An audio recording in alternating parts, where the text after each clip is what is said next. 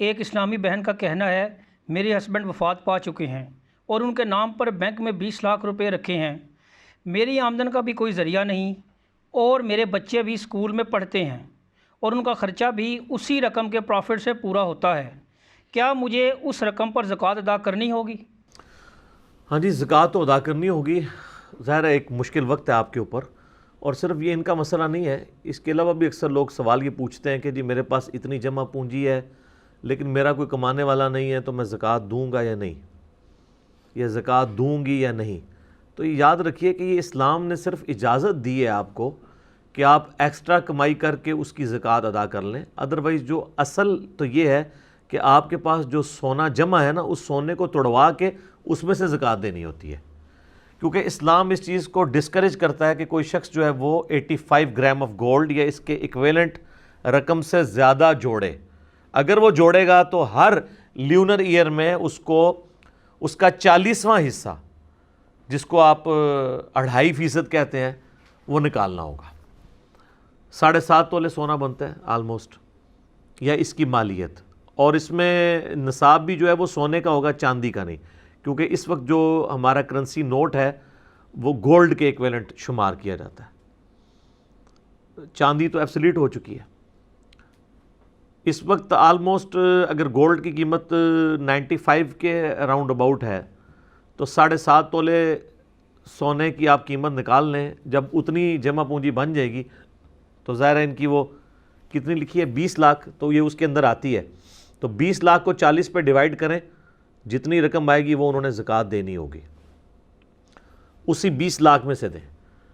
اب اگر انہوں نے بینک میں یہ پیسے فکس کروائے ہوئے ہیں، پھر ان کے لیے پرابلم ہوتی ہے نکلوانا بھی اس کو۔ بینک کا سود تو حرام ہے، اگر اسلامک بینکنگ میں کہیں انویسٹمنٹ کی ہوئی ہے منی اگینسٹ گڈس تو اس کا جواز موجود ہے، تو تب بھی پھر وہ ان کے ساتھ کینسل کر کے کوئی اور اس کا راستہ نکالیں، اس طرح کا زکوٰۃ تو بہرحال دینی ہوگی۔ پلس یہ ہے کہ اگر ان کے خاوند ابھی فوت ہوئے ہیں اور وہ 20 لاکھ ترکہ چھوڑ کے فوت ہوئے ہیں تو 20 لاکھ کی 20 لاکھ کی مالک یہ نہیں ہوں گی، بلکہ وہ تقسیم ہونا ہوگا ترکے میں۔ اگر ان کے ساس سسر زندہ ہیں تو دونوں کو 1/6 ملے گا، ان کو 1/8 ملے گا، اور اگر ان کی اولاد نرینہ نہیں ہے تو پھر خاوند کے بہن بھائیوں تک بھی حصہ جائے گا۔ اگر اولاد نرینہ ہے یعنی کوئی میل بچہ ہے تو پھر اولاد تک جائے گا، اور اگر بچے چھوٹے ہیں تو ظاہر ہے کہ پھر یہی مالک ہیں ان کی نگہداشت کے طور پہ، تو اس کو اس طریقے سے لے کے چلیں۔ زکوٰۃ کے جدید اور قدیم 70 احکام و مسائل کے اوپر میں نے مسئلہ نمبر 95B ریکارڈ کروایا ہے، وہ آپ دیکھ لیں تو آپ کو یہ سارے انشاءاللہ تعالی معاملات کلیئر ہو جائیں گے۔ زکوٰۃ بہرحال دینی ہوگی، اور کرٹسی کے اندر عموماً ہمارے جو مرد حضرات ہیں وہ اپنی بیویوں کے سونے کی زکوٰۃ دے رہے ہوتے ہیں، اصولاً بیویوں کو زکوٰۃ دینی ہوتی ہے۔ وہ کہتی ہیں ہم تو کماتی نہیں ہیں، تو بھئی جو سونا آپ نے جوڑا ہے اس کو توڑوائیں، اس کو توڑوا کے اس میں سے دینا ہوگا، یہ تو نہیں کہ باہر سے کوئی رقم لا کے تو اس کی حفاظت کرنی ہے آپ نے۔ تو یہ جو مرد دے رہے ہوتے ہیں یہ مطلب ایک کرٹسی میں مرد دے رہے ہوتے ہیں، اصولاً تو اس عورت نے دینی ہے، چونکہ یہ مالی عبادت ہے۔ مالی عبادت کے اندر نیابت ہو جاتی ہے، اس کے لیے ٹرم استعمال ہوتی ہے نیابت۔ مالی عبادت کسی دوسرے کی طرف سے ادا ہو سکتی ہے، بدنی عبادت ادا نہیں ہو سکتی سوائے حج یا عمرے کے۔ وہ ایک ایسی بدنی بھی اور مالی عبادت ہے جو آپ دوسرے کی طرف سے حج بدل کر سکتے ہیں۔ اس کے علاوہ جتنی چیزیں ہیں وہ آپ دوسرے کی طرف سے نہیں کر سکتے، کہ میں آپ کے حصے کی نمازیں پڑھ لوں، نہیں، کیونکہ بدنی عبادت ہے۔ البتہ ایک چیز ہے کہ صحیح بخاری مسلم میں آتا ہے کہ اگر تمہارے ماں باپ کے روزے کوئی منت کے رہتے ہوں تو قریبی رشتہ دار اس کو یعنی بیٹا یا بیٹی رکھیں، پورا کریں۔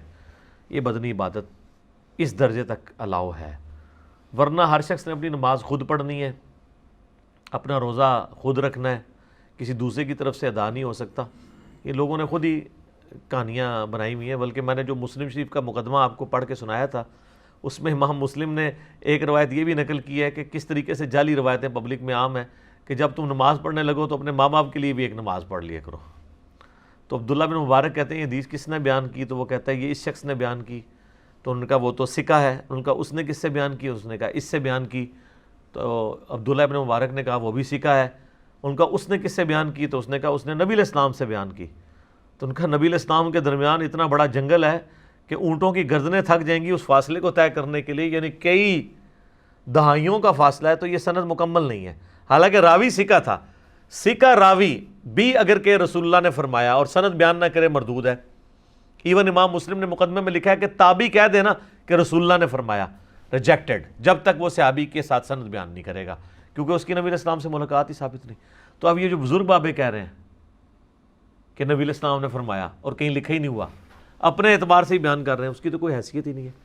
تو دین کا علم حاصل کریں، یہ جو شریعت کے معاملات ہیں ان کو بڑا کیئرفلی لے کے چلنا ہوتا ہے۔ زکوٰۃ چونکہ اسلام کے بنیادی احکامات میں سے ہے، بخاری مسلم میں حدیث ہے، اسلام کی بنیاد 5 چیزوں پہ ہے، ان میں پہلا کلمہ ہے لا الہ الا اللہ محمد رسول اللہ، اس کے بعد نماز کو قائم کرنا، زکوٰۃ دینا، استطاعت ہو تو اللہ کی راہ میں حج کرنا اور رمضان کے روزے رکھنا۔ تو انہوں نے زکوٰۃ ادا کرنی ہوگی اس کی، ٹھیک ہو گیا؟ جزاکم اللہ خیرہ۔